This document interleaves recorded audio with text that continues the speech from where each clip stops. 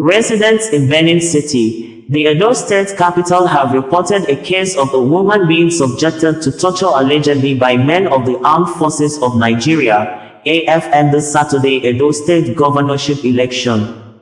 Photographs posted online by residents could be seen that the woman was allegedly forced to kneel down straight with two of her hands up at the center of the road.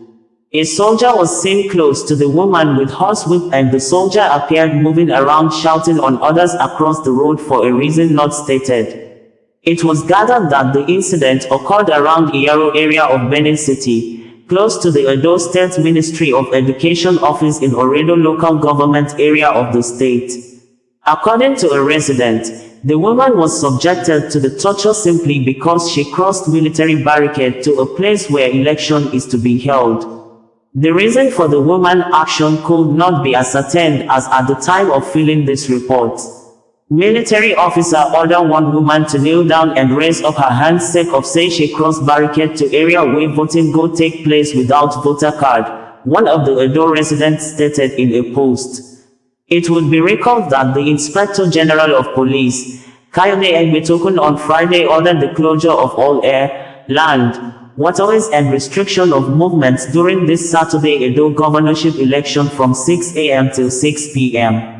There are multiple media reports that there are heavy security presence in Edo State, especially at the state capital, Benin City. The media reports indicated that security operatives started mounting roadblocks as early as 6 a.m. as directed by the Inspector General of Police, IGP Kayode Egbetokun.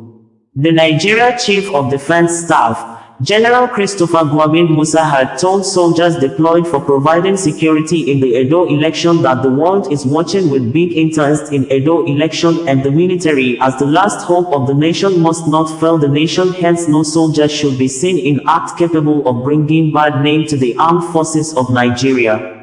General Musa stated this on Wednesday at 4 Brigade headquarters in Benin City when he visited Edo State to address troops of the Armed Forces of Nigeria to be above board during the election. Meanwhile, the police says that only those accredited to move around will be allowed to do so.